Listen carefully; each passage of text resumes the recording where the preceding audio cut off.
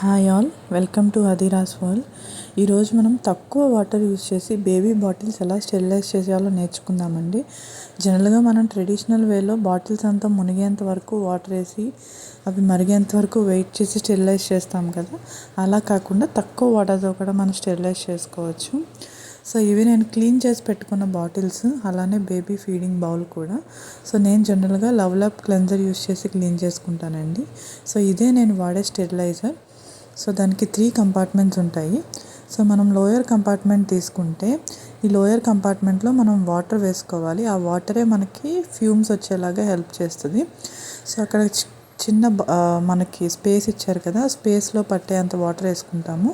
And second కంపార్ట్మెంట్లో వచ్చి bottles అన్నీ తిరిగేసి పెట్టుకుంటాము. అండ్ థర్డ్ కంపార్ట్మెంట్లో వచ్చి మనం teethers, spoons and baby bowls అన్నీ పెట్టుకోవచ్చు అండి. సో ఎలా యూస్ చేయాలంటే, ఫస్ట్ మనం వాటర్ పోసుకున్నాము. So just half glass water చాలండి దీనికి. సో హాఫ్ గ్లాస్ వాటర్ పోసాక మనం బాటిల్స్ అన్నీ నెక్స్ట్ కంపార్ట్మెంట్లో అరేంజ్ చేసుకుందాము. సో ఈ విధంగా అరేంజ్ చేసుకోవాలి. నేనైతే ఇక్కడ 4 బాటిల్స్ స్టెరిలైజ్ చేస్తున్నాను. అండ్ అప్పర్ కంపార్ట్మెంట్లో స్పేస్ సేవ్ చేసుకోవడానికి నేను వాటికి సంబంధించిన మూతలు కూడా ఇదే కంపార్ట్మెంట్లో వేసేస్తున్నాను. సో మూతలన్నీ పెట్టాక మనం పైన కంపార్ట్మెంట్లో వచ్చి బేబీ టీథర్స్ అండ్ క్యాప్స్ పెట్టుకుంటున్నానండి. సో మీరు వేసేటప్పుడు టీథర్స్ అండ్ క్యాప్స్ రిమూవ్ చేసుకోండి. ఇక్కడ నేను కూడా రిమూవ్ చేసుకుని లూజ్ చేసుకుని పెట్టుకున్నాను. And baby bowl and spoons కూడా వేస్తున్నాను. సో ఇవన్నీ వేసి మూత పెట్టుకుని అది జస్ట్ స్టెరిలైజర్ పైన ఇన్సర్ట్ చేయటమే. సో ఇక్కడైతే నేను మెడిటివ్ స్టెరిలైజర్ యూస్ చేస్తున్నానని చెప్పాను కదండి.